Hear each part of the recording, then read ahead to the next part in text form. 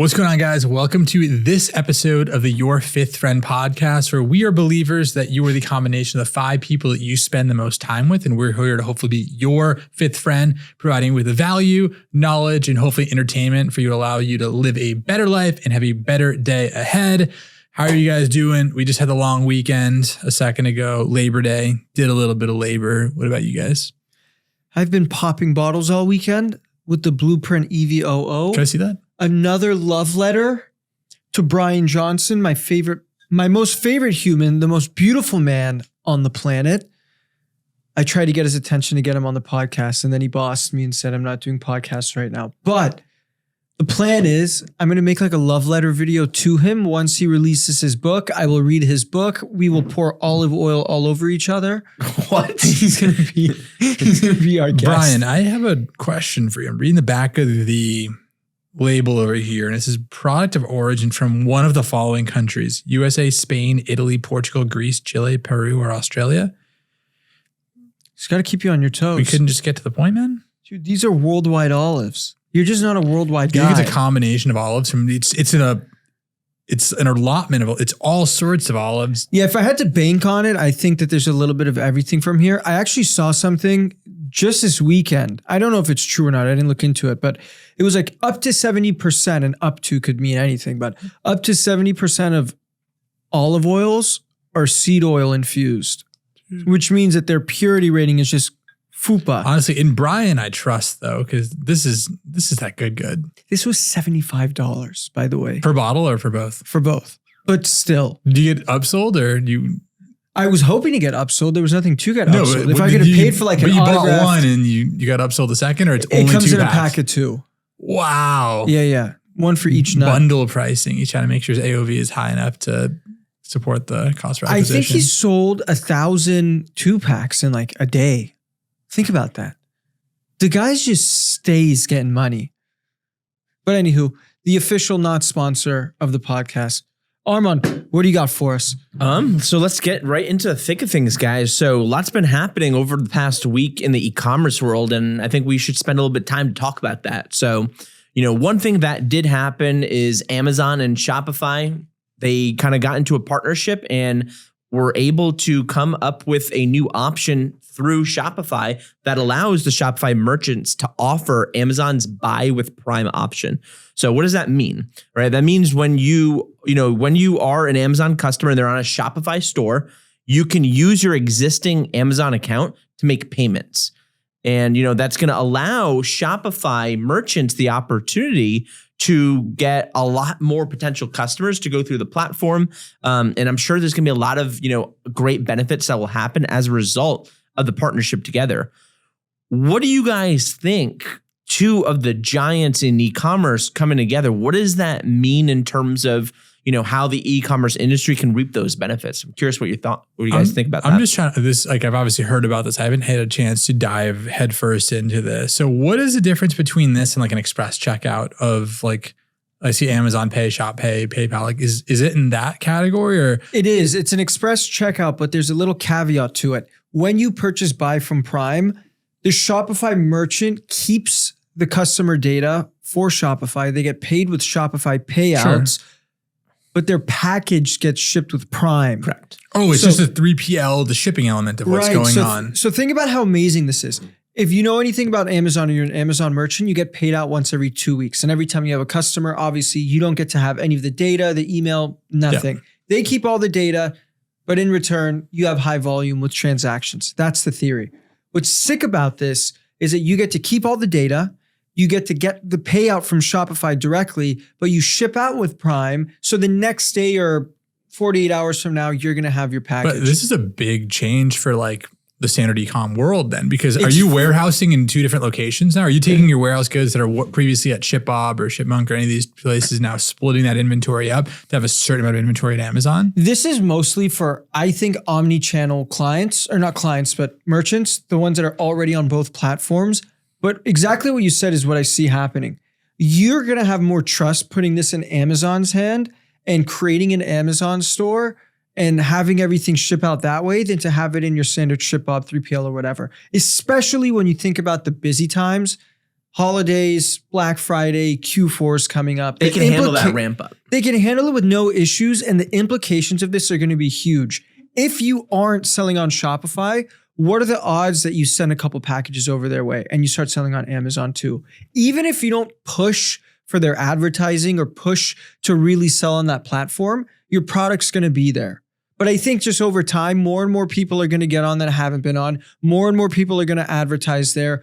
More customers are going to get their products in their hand on time the way that they want it to be.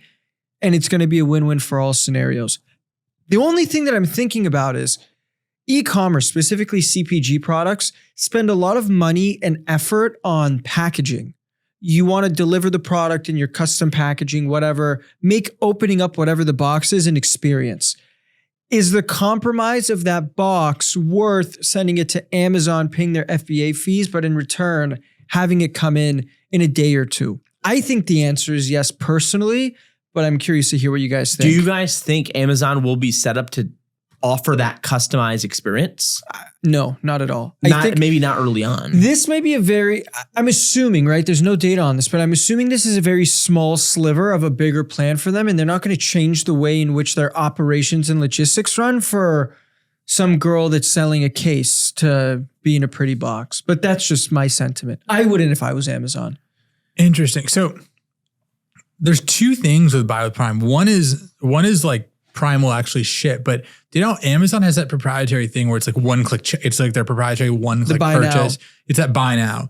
Is that what this is? Is that what Buy with Prime potentially is as well? Like, I'm sure it could be. I don't think they've said anything about the one click checkout implication, but it should be there. Yes. The goal of anything on a checkout is to make it as easy as possible to run it through. Like when we were using one-click upsell on the back end, that's what I believe every single checkout page should be. If somebody's already gone through the liberty of going through the website, finding a product, going to checkout, putting in their address, like how much more do you need to commit rather than just click a button?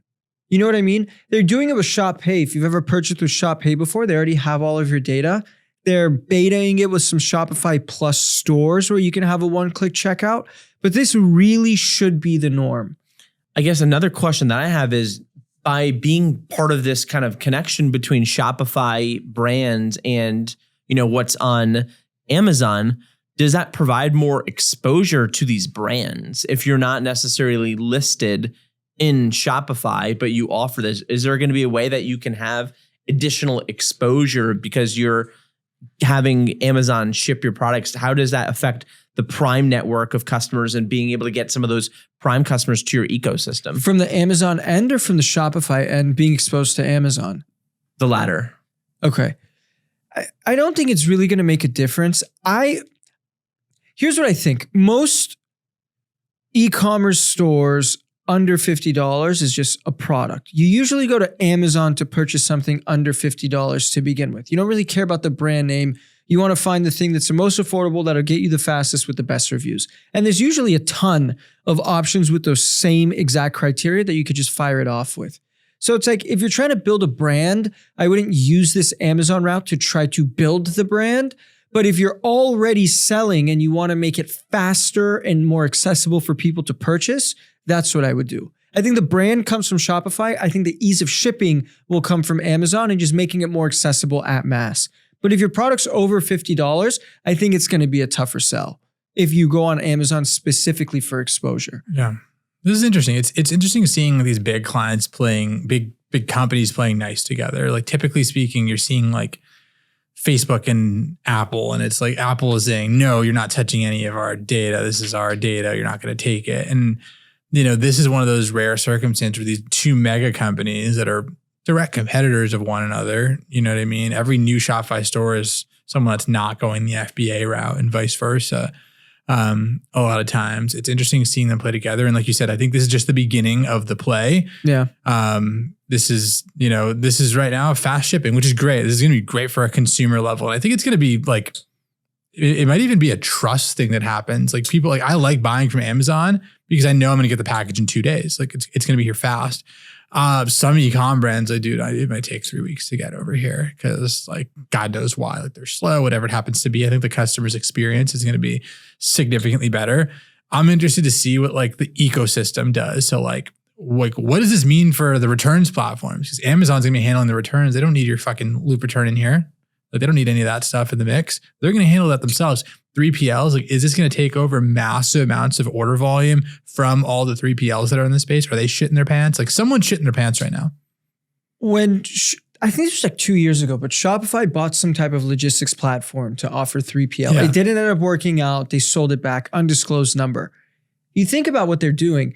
Amazon, as many products as they have, they don't give a shit about the products that are being sold. They only care about getting it to your hands and having a wide array of options. They're a logistics company. Yes. So when I think about this and I look at the combination of the two together, one of them had a flop, which is Shopify with what they were doing with logistics. And Amazon is always looking to expand the product line so they could ship out more logistically. If you put both of them together in the same nut, who's to say that if they pay $4 for an FBA fee to Amazon, that Amazon doesn't break back like a couple points or $1 or something over to Shopify's end? Now, Shopify doesn't have to own anything logistically, but they're still reaping the benefits, and Amazon's reaping the benefits because wider product line and they get more fulfillment fees, but Shopify's hands are clean.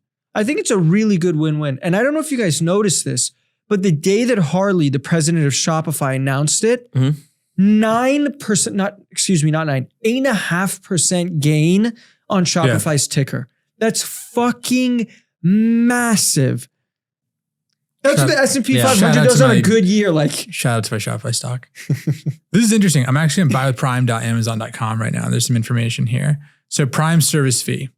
Offer the trust of Prime with the Buy with Prime marketing toolkit and increase purchase confidence with reviews from Amazon. You nailed it with your word, confidence. 3% of order value or $1.50 per order. Look at that. That's like, So that's the cost of $1.50 or 3% per order. That's on top of the FBA fees, So, I'm so sure. who else is shitting their pants is the Yotpos, the Okendos, all of those guys, because like I could write 1 million reviews. I can import reviews into Yotpo if I wanted to. You know, you can't do that with Amazon. There's Now, obviously how ways you sick would it be if the Amazon reviews synced into those apps rather than those apps syncing into Amazon? Because Amazon would never let those fake reviews come into the other side. But if you had those trusted credentials from Amazon into Shopify. Amazon's about to bully some of the Yotpos of the world. You know what I mean? I don't think they're having conversations with those guys. I think not at all too small. think the new form of trust on site is going to be the Amazon review held across multiple Shopify sites. And that's going to help.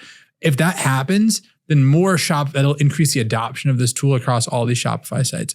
Fulfillment rate starting at $5.38 per unit fulfilled. Interesting. That seems like it's pick, pack, ship, including the actual freight cost, which is a little more expensive than it typically would be. 1 and 2 day shipping. Right. And then the third thing is payment processing fees. So instead of your standard 2.9% plus 30 cents, 2.4% plus 30 cents. Is that for Shopify Plus stores or is that for native Shopify? This is just buywithprime.amazon.com. That's so sick. Yeah. So it went down a little bit. This applies until 4/30/24. So, you know. So that's like an 8 initial months. offering for people that take advantage of it. Yeah, it seems like it. This is going to be really interesting. This is going to change the game, I think, for a lot of brands. Here's what gets sticky for Shopify merchants. I'm going to get a little bit nerdy. When you're calculating sales tax and economic nexus, which is the eligibility to start paying sales tax in a state, you have to count the transactions towards economic nexus for Amazon, but not the dollar amount because they remit the tax for you. If you sell with Buy with Prime and it goes into your Shopify, does it count as Shopify's end or does it count as Amazon's end? Think about that. Which way would it go? In terms of what? Does it Filing for sales tax. Doesn't Amazon already do that for you? That's what I'm saying. Yeah. So Amazon does it for you, but you're purchasing with Amazon, but Shopify is getting the order. I believe all the order details run through Shopify. So I think it's going to be on the Shopify's end. It'll be interesting to see what happens there on a regulatory standpoint, but I think that this is super cool. Oh, I'm looking at it here. Also on the website, it'll be like hair mask, 1,814 reviews from Amazon. So you'll have that there. And then you'll have a little widget under it that says, get it as soon as tomorrow, October 4th, with free delivery and returns by with Prime. Imagine what that's going to do to your conversion rate. Yeah, that's next level. And I wonder what this is going to do for Prime memberships. You know what I mean? More people are going to opt in to Prime. There are people that are not opted into Amazon Prime. I have an account. everyone's got an account, but at the same time, it's like they're going for 100% adoption across the world. Yeah. In my mind, this is one of the most simple things you can do from an idea standpoint. And it just goes to show you, the more complicated you make some stuff, the worse off you may be. This is a very simple idea that I'm sure is fairly straightforward to put together. That's going to be an absolute game changer sector-wide. It's going to be unbelievable. If you're a Shopify brand, are you trying to get in this beta test and trying to put this in motion for your company? I've told literally and I swear to God when I say this, I personally messaged every single one of my clients that have Amazon as one of their sales channels to get on this, and I sent them that link. I want everybody that I personally work with to be an early adapter for it, because I see no cons in this at all. Literally none. I think it's perfectly executed. I'm curious what the costing is going to be. Like, what is that going to do to the margins of their typical orders that they're bringing in if they're not doing it themselves and Amazon's handling it, or if you're working with a 3PL versus doing it here? What does that mean to your margin? It's similar. Think about how a 3PL works objectively. Their goal is to not have you use your own shipping credentials so they can upsell you on whatever the shipping costs are. They want to sell you on the pick, on the pack, and the ship, and make money every single time. Sure. Plus housing your pallets. There could be a monthly retainer, whatever. Even though that these FBA fees are heightened a little bit more than a typical FBA layout would be, probably by like $1 or so. If you're paying $5.35 for a sub 2 pound package, or let's say up to $6, if you were to ship a 2 pound package with a 3PL, out the door, it'd be around $9 to $12. So you're in the green almost 1/3 off the rip. You're going to have no barrier to entry pushing everything through over to FBA. What does this mean for the big brands? So think of Kylie Cosmetics. Yeah, exactly. Kylie Cosmetics, they're running they have a 3PL that does all of their shipping for them. Great. Love that 3PL. They are obviously on Shopify Plus doing that whole thing. With Buy with Prime, they offer this faster delivery time, better level of service, more reliable shipping across the board. And like, I'm even looking at their marketing toolkit over here with Buy with Prime. It's like the logo. That logo means something on a conversion rate level. Of course it actually does. It's been programmed that way. Yeah. So it's like, are they going to adopt? Abso-fucking-lutely they will. And here's what's interesting to think about. If they know that it's so easy and they know that they have exposure on Amazon, would you go straight to Amazon to purchase what you want now? Let's say the first purchase you made on Kylie Cosmetics and you made it through Amazon. The next time, are you going to come back to Shopify, or would you go directly to Amazon? Think about that. Does this make Amazon more of a monopoly? If they're doing and they're adding more things to the repertoire, they're trying to grow as a business, and they're doing different things to kind of add more offerings that help the end customers. Mm-hmm. But in terms of free competition, free enterprise, does that get in them to issues of antitrust and like actually having to deal with them having to break up their company? If you look at it objectively, the storefront is what everybody knows, but their powerhouse is AWS, right? Amazon is not so much competing with the world of commerce the same way that Tesla isn't really a car company, it's a software company, right? So when I look at that through your lens, I really don't think it's going to be a problem. I don't think that people are going to come in and break it up, because the merchant has the power to select what storefronts they want to go to. It's not like Amazon is strong-arming them that they have to be there. They're essentially democratizing the ability to tap into their logistics. I don't think you could have said it any better. That was poetic justice. That's exactly what they're doing. Yeah. I'm super hyped about this, as you can tell. I don't know why I've taken such a stance towards it, but I think it's so fucking cool, and I think it's going to help so many people out, and it'll be interesting how people strategize around it from a marketing perspective. Are you creating your opening flows and your welcome emails and having post-purchase abandoned cart, things of that nature, go towards Amazon? Are you having them go towards Shopify? How are you going to do whatever you can to increase your conversion rate and get the product into your customers' hands as soon as possible? It'll be really cool to see what comes up from it. I think there's a lot of things that can be done there, right? You can obviously optimize your website and having some of those kind of snippets, right under the add to cart button, build that trust. Obviously, the checkout process is going to become more streamlined as well, because you're going to be able to get them through that checkout process more, in a definitely in a better manner. And then you have to look at when you do get people through the checkout process. Now you have the ability to market to them and kind of, you bring them down the journey of, hey, you're a customer, but you're getting this offering. I think it also is going to help with repeat customer rate. For sure.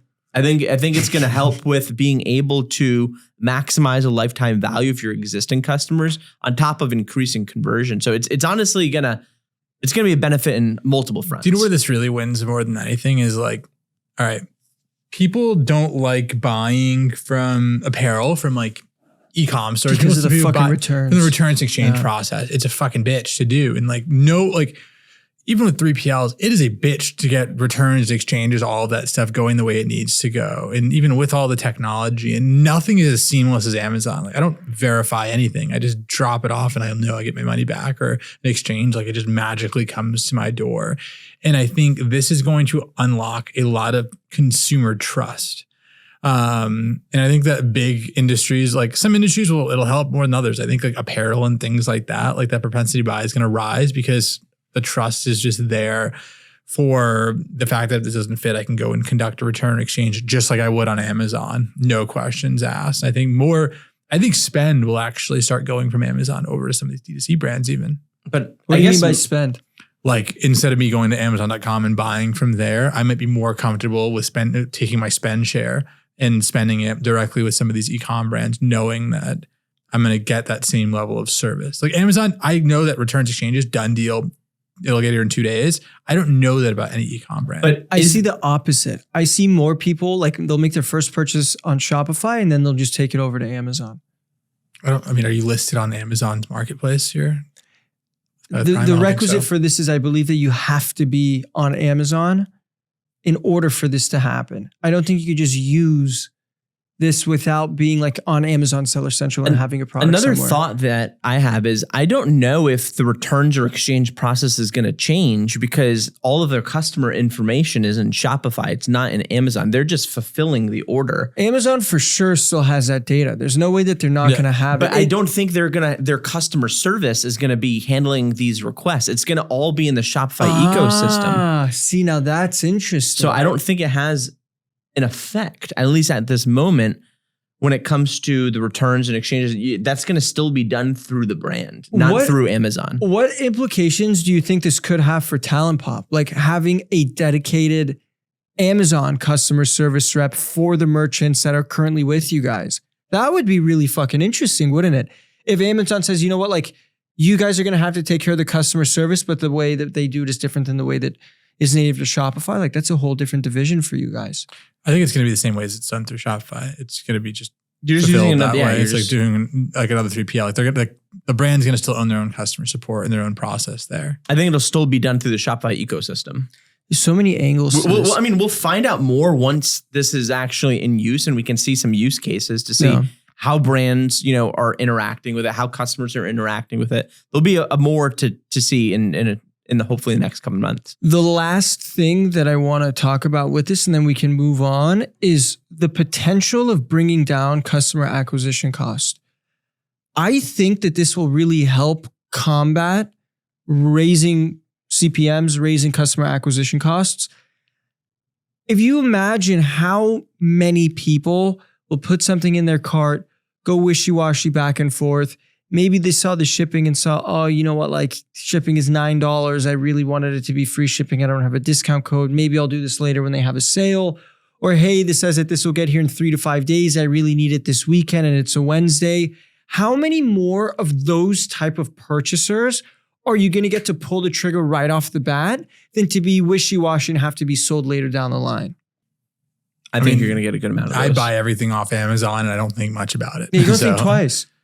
But I'm saying not on Amazon, on Shopify. I get it, but it's like there's an element there that buy with Prime that gives me the trust necessary that if I don't, one, it's fast. 2, they have all my information. 3 is if I don't like it, I can just. You're gonna have a higher conversion rate. You simply, you see that option right there. You're gonna convert more customers. You're gonna have that ability to re-engage with those people that abandoned cart and, connect with them and get them to convert because you have that to offer. I can't wait for the first day that it goes live where you have all the gurus on Twitter being like, I use Prime Buy now. Here's a 14-step thread on da-da-da-da-da and see what the fuck they come up with. It'll be interesting to see what type of chatter there is. I don't know. I really don't know. Hopefully sooner than later. I'm assuming before Black Friday, Cyber Monday, all that stuff, we'll have ample time to put everything together. But we'll find out. We'll fucking find out. What else? Oh, you want to talk about Google. What's going on with Google? So, I just found out a couple minutes before we started this podcast, and I figured it would be a really good topic to discuss. So I go on Google and I'm just searching, for a topic, and I see a little generative AI option where when you're making kind of that search prompt, whatever you're searching for, you get that generative AI response to whatever your keyword is. It essentially allows you to just, as you normally are Googling something, you're getting that response and you're getting your search results all in the same place. What is that? Obviously it's helpful to see that right there. What does that mean in terms of, user behavior and, people using, Google over ChatGPT for, their typical prompts? I've had it for like 2 weeks now and I've been playing around with it a lot. I'll give you a very good use case of what I've been using it for and how it's helped me out. Let's say that I'm going on a website and I'm like, how do I change my password on Wells Fargo Auto's website? The UI's pretty shitty. So I go and I click a ton of buttons. I don't exactly know where it is. Like I'm trying to figure it out. I'm getting frustrated along the way. Once I Google that in generative AI, it'll literally say step 1, go to this page. Step 2, click menu. Step 3, click account settings. Step 4, click on the 4th tab on the left side. It'll be change your password and then you're off to the hills.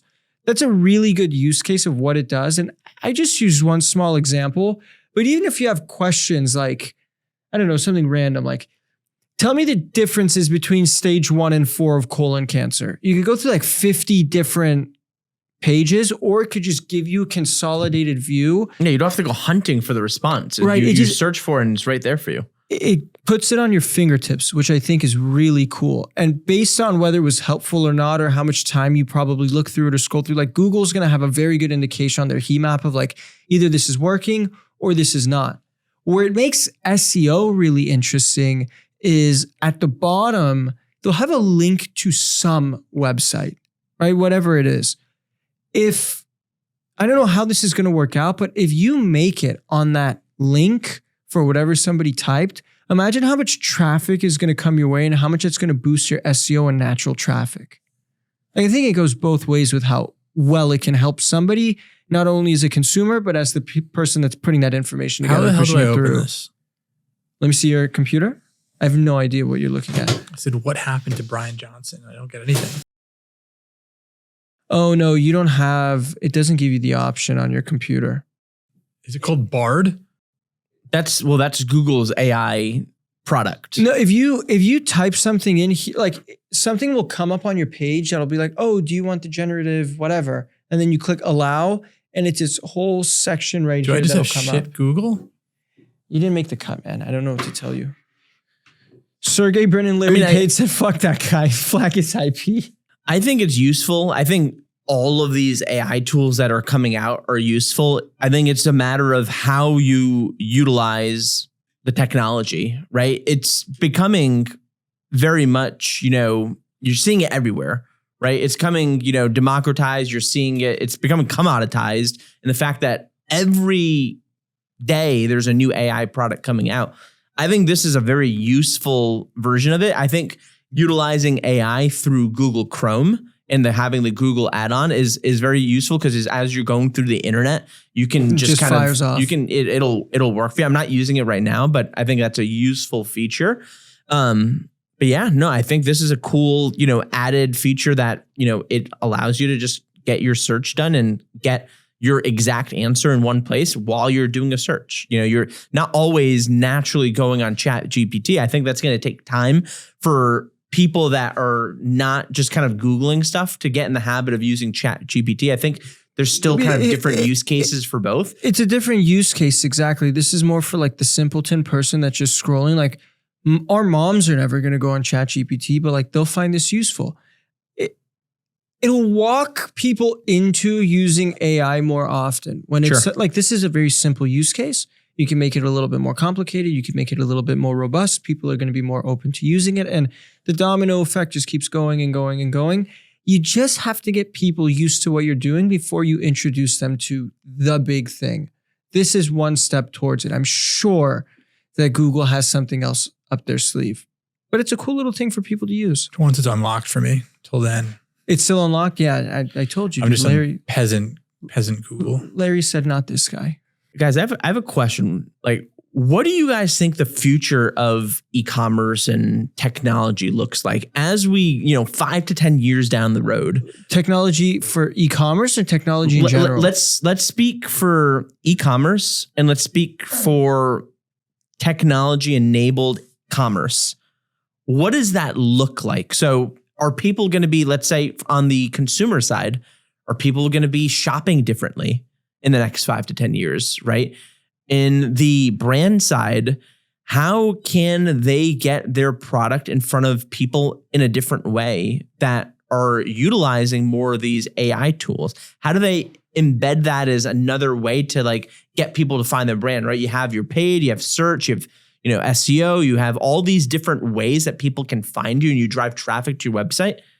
AI is eventually going to be, another way where people are actually searching for something and you're getting your exact result where you're searching. Let's say, hey, find me the best, running shoes for my foot size based on these characteristics. Mm-hmm. And you're going to get your recommended product options in a search, and you're going to be able to one click buy through ChatGPT, through Google. Like that functionality is going to exist. What does the future of commerce look like as it becomes more tech-enabled through AI? That's such a good question. And it's not something I thought about at all. Naturally, what we always see is the more personalization and the more personal touches you have with a customer, regardless of what it is that they're purchasing, is a good thing. Like we talked about Pure Vita, like 2016, 2017. We saw the founders write a thank you letter after you made a purchase. We thought that was huge. Then we've gone off to doing voicemails and personalized text messages and all this. Like everything is stepping closer and closer and closer to having like a concierge service. So as you're going to someone's website, you're going to get a personalized experience based on your buying behavior. That's one of the things that's going to happen. Like, and to what we talked about the other day with Gone AI, like if you can have abandoned carts or somebody in a pop-up talk to you specifically like, hi, Carol, such and such, I saw you looking at all that jazz. Things are going to be faster. That's for certain. Things on a hardware level, I think the latency, none of you guys even said bless you? Bless you. Jesus Christ. You're deep in thought. Go ahead. I'll say it after. The latency of like how long it takes for something to arrive, like you see already with Amazon stuff, overnight between 7 and 11 a.m. or between 10 to 3 a.m., like you're 3 p.m., you're going to have stuff coming to your door in like an hour. Like there's going to be no latency for anything. Everything's going to be incredibly personalized when it comes to your door. Are there going to be drones flying into my house? I don't know. But I think everything's going to be faster. Everything's going to be more personal. And everybody's going to be a smarter shopper because of it. All of the shit brands, like the copies that you talked about right before we started filming, all of the Me Too brands are going to go to shit. And whoever adopts all of these best practices are going to win. I think what's interesting is just think about the platform side of things. Like think of what Facebook ads are. It's a personalization platform. It tries to identify what Saman wants to see and it tries to deliver that to you. It does a decent job of it, but it doesn't do an amazing job. Well, what is the 10, 20 year down the line element of it where theoretically it is only delivering things that are super curated to what it is that you want, right, based off of not what I want to distribute, bless you, from a brand that wants to distribute information to you, but like, you opt in and whatever Saman wants is what's going to be plugged in based off of previous buying data, browsing data, maybe even eyesight. Like you walk through a mall, you looked like you hooked up to your glasses, like, and then on like a wearable level, like hooked up to some sort of wearable level of things as well too, where it's like, are you deficient in this? Like we just place an order of like these fish oil pills for you. And it's like that level of personalization, like Facebook ads, product recommendations. I know you're interested in health and wellness. I'm going to put that on you, but like, no, that's version 1.0. Yeah. What does version 5.0 look like? What's really cool about Google, or not Google, Facebook, is like you have retargeting and they understand where you're going. If you look at a retail experience, imagine if there was a way to heat map the way that you behave when you're shopping at like a South Coast Plaza or a Fashion Island. If they're tracking where your iPhone is, and let's say you're in the Lululemon store for more than X amount of time set by that store, then you'll get retargeted. They'll even go as far to see like what you were shopping for, and then they'll bring that to your plate. Like, I don't know if that's a possibility, but imagine how succinct that would be. It's all about data privacy there. Like, because I think the technology exists. Dude, and they are already doing a lot of this stuff without you knowing. They're collecting a lot of different data that you may or may not be aware of that they're collecting. How many times have you guys talked about something random? Like, let's say we were talking about Hexclad. Nobody goes on the website. We're shooting the shit at a Saturday night at your house, Arman. And then the next morning you wake up and Hexclad's there on your screen somehow, somewhere. And you're like, how the fuck did this get here? Yeah. It's happened to all of us with X brand, whatever it is. I'd want to track people's like normal day-to-day human behavior. How invasive is that? I don't know. I don't really care if it's invasive or not. As somebody that's going to be selling a product that wants to be spending marketing dollars for conversions, I would love to see that. You want to tap into that data. 100%. Whether you have access to the person's record or not, you want to be able to at least know what their shopping behavior and have AI recommend put the piece of the right thing. Even if that data was in that, like that customer data in the front end was not available to you as the brand, I still want the ability for that technology to find that customer based on what their interests are to bring my brand to that person. Well, doesn't retention.com do that for people that don't have any type of sign in or any type of email information on somebody's website? You could essentially data scrape them somehow through IPs, and then retention.com will have all those people for abandoned carts, welcome flows, etc. Isn't that what they do? They have access to a lot of data. So it looks at like your device ID. It looks at your device ID, your IP address, all those different things. And then obviously they have databases because this pixel is installed on everyone's website and it understands, all right, Saman was on this website where we have him as an opt-in. So we know he's Saman Izadiyar, et cetera. We have all that data based off your previous purchase there. And now that same device ID, browsing behavior, et cetera, is now on this website. We can now reveal that information. You just want a degree of confidence. Yeah. And because you've opted in that other website and in that specific opt-in, it allows you to share it with like third party, like you got to read the disclosures on where your actual information can be shared. It's essentially cache and cookies, I'm sure too. It can be shared in a whole network. It's like, I think that's so sick. Really think about this objectively for a second. You're scrolling the web. You want to make a purchase. You're going on all these different sites. Who the fuck cares if they hit you with a retargeting ad? That's not like harassing you. You're already shopping for something. Let the best merchant win.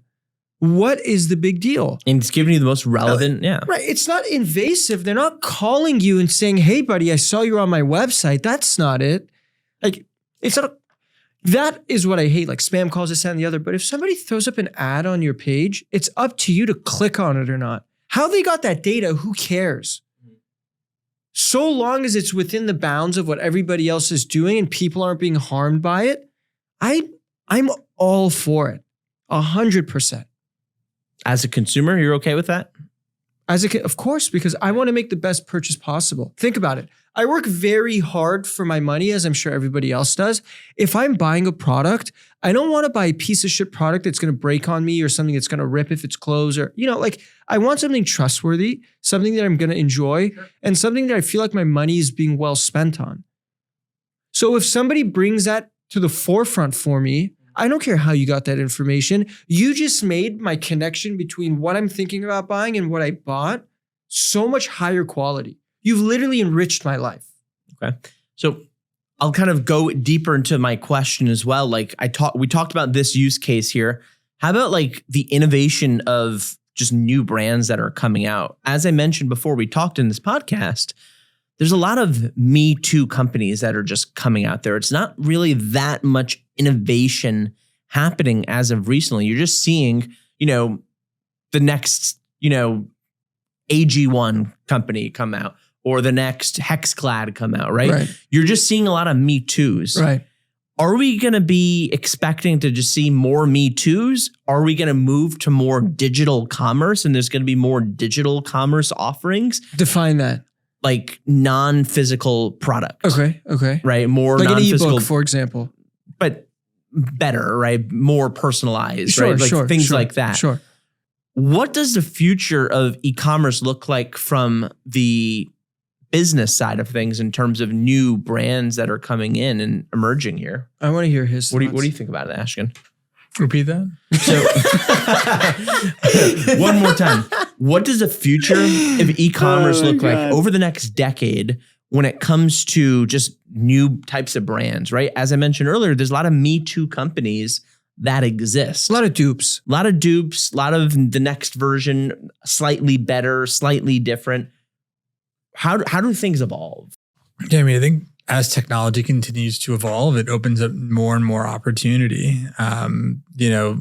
Doing things are now is everything is becoming easier to create at the end of the day. The resources are becoming more and more available. It's easier to find manufacturers that can create different things.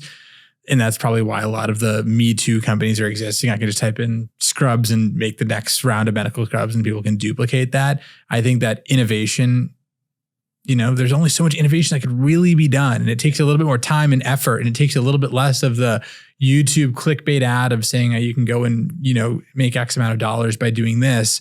That's probably what creates a little bit more of the Me Too type of companies. And what's the differentiation? Is it not the product, it's the community that you're building on the brand? Because I think that could be the opportunity, and how you differentiate is you have to build your own communities that people can kind of feel like they're part of.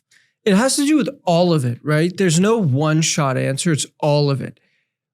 As time goes by and manufacturing gets more sound and the barrier to entry is lower, it'll be easier for people to make new things without blowing a bag on it and risking it all. I'll define what that means. Back in the day, if you were screen printing, you had to create silk screens for your shirts. They used to cost $100 per screen. These days, they cost like $20 per screen. That's 80% more affordable to get up and go and create your own clothing brand. If you're creating more complex products, I'm going to talk Hexclad, for example.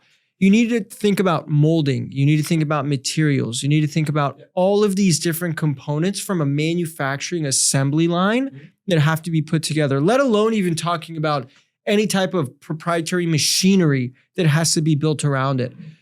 But if all of that becomes way more affordable, who's to say that some ambitious young man or woman can't come in and make a better Hexclad or make a better AG1 because formulating supplements has become more affordable and it's become easier to manufacture, et cetera. So it's like the people that copy obviously are hopping on a trend. I think that they will always eat shit and burn unless they have a really good product with a really good community behind them, just like you mentioned. But the innovation doesn't necessarily so much mean that you have to be this pioneer in creating this revolutionary new sector. Find something and do a really good job at it. You can have canola oil, which sucks eggs, and you can buy 10 gallons of it for fucking $20. Like that'll last you a lifetime. Or you could just make something really good like this from Brian Johnson's blueprint and charge $45 for it. You're not reinventing the wheel on what olive oil is. You're just making a better version of it. And there's going to be a market for it. And if you like it, you'll keep going. But there will never stop being people that copy bullshit. It's always going to happen. Some person thought fidget spinners were a great idea. Then there were a billion brands. Somebody thought about how to make a good mask. Everybody made a ton of good masks. There's going to be the next thing and the next thing and the next thing over and over and over again. Be first, be quick, be the best, take as much market share as you can and run with it. But it'll be cool to see new ideas stem as technology gets better. Cool. Awesome. No, I think this is a pretty solid conversation to talk about, a lot of different topics around, the partnership, around e-commerce, around AI, and what we see the future of AI being in e-commerce. Any final thoughts before we wrap up here? I think I've given my most solid pitch to date, so I have nothing else to offer. Ashton, final thoughts? I think it's interesting to see what's around the horizon. I think it's interesting to see what kind of technology continues to grow over the next couple of years in the space. It's cool seeing how one small change from one huge company can create massive impact. And I think that this stuff that's happening, the innovation happening here, is all for the better for the average e-com owner. These are new tools where like the last couple of years have been a lot of shit for a lot of the e-com brands. Data being tougher to go ahead and get access to, things becoming more expensive, propensity buy falling. These are hopefully things that'll go and support and help the average e-com brand. So I'm hopeful for what the future holds for the world of e-commerce and allowing, the consumers to get what it is that they want, when they want it, at the convenience that they require. And I think it's good for everybody. What's one thing both of you would like to see in the next 3 to 5 years?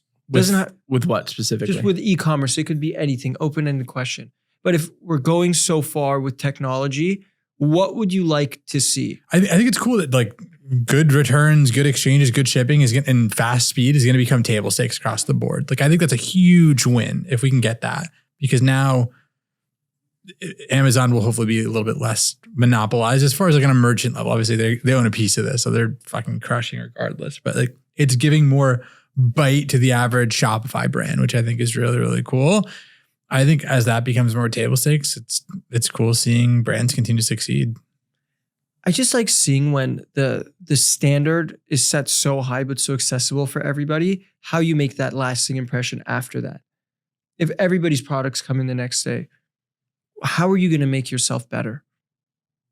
What does that look like? Well, what is this all for? This is all for the convenience for the end customer. Right. Like, e-commerce is a business. Noble pursuit. Yeah. E-commerce is like a business on the back end of things. Like we're thinking about it from that perspective, but the 99% of America or the world is thinking about it like, oh, dude, this is sick. I'm getting my stuff faster like I would off Amazon. And it's like, that's all a good thing. And I think if you can just bring it back to the customer experience, like what is best for them and seeing that evolve is a really, really good thing. I'll change my question then. What was in recent memory, the best customer experience that you've had purchasing something that you can think of, where you're like, holy fuck, from beginning to end, everything about this was perfect. I wish I could do this over and over and over again. Anytime I engage with a TalentPop customer service agent. Just kidding. Honestly, like, I think Whoop was a really nice experience. How the presentation when receiving the product came in. Talk about it. Give me the details. So when, the product came in, it was presented in a very sleek manner, opening it right up, very easy to set up, very easy to install. I haven't been purchasing too much products right now, but it was very easy to install. Once I had it on my wrist, download the app, very guided kind of onboarding, self-onboarding experience to be able to, kind of put that all together. But that was a very kind of natural, easy to set up process for me. And I enjoyed that experience. I think Apple's is still like really next level. Like obviously not everyone understands like the unboxing experience of Apple and like that's all one thing. But like one thing that happens to me is like I'll go into the Apple store and I'll do like my phone ain't working and I know it's because I got water on it. And I'll go through the process with them and they're like, all right, we're just gonna run a test to see what's going on over here. And they're like, and see if there's any water damage, and you're just kind of like shitting yourself a little bit. Like, dude, there's definitely water damage in here. I don't have Apple, whatever anymore. And then the person gives you like the homey hookup, and they're like, "You got a little water damage here, but we're gonna let that slide." And it's like Apple just did the homey hookup, but it's like that's part of their process, I'm sure. For like sure I can only get hooked up so much the way I have, and it's like seeing that like those little elements of where you thought where like they could have just screwed you over and did like the standard screw over. Like I think with Whoop, you told me that you bought your Whoop and you broke it. I forgot what you did, but you broke it and then like they made you buy a new one. I jumped off a cliff. Jumped off a cliff. That's something I would do. Broke it. And then they made him buy a new one. Like that could have been an experience. Well, I didn't actually buy a new one. They actually ended up after going back to him again, I got another customer service agent. So wasn't TalentPop, but I got another customer service agent.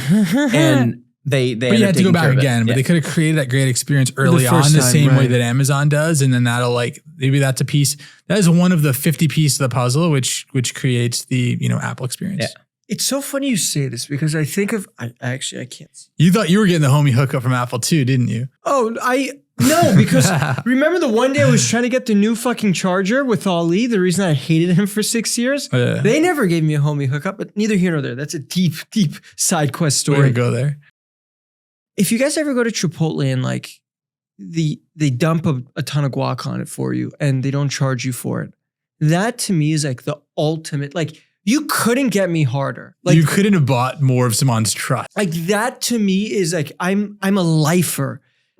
Every time I go back to Chipotle, even though I know it doesn't happen every time, maybe once every 20 purchases, I have the fantasy of the moment where I get free guacamole just on the house for sport. It feels so good. Dude, and what's the learning experience there? What can people It's the little things that make the world of a difference. Just you know what it is?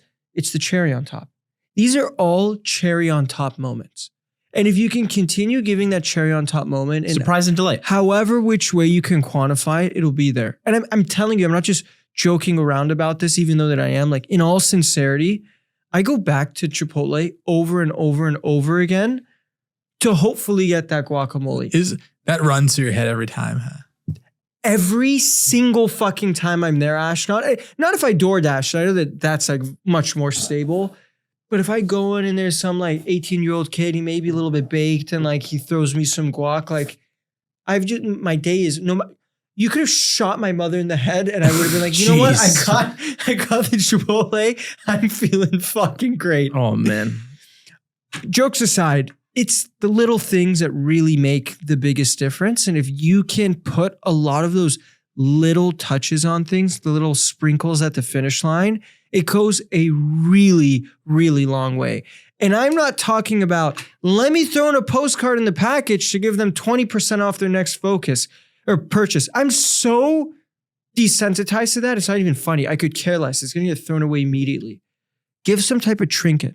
Do something cool. Leave a fucking voicemail. I don't know, but secret video, something. Make it worthwhile for them and they will always come back.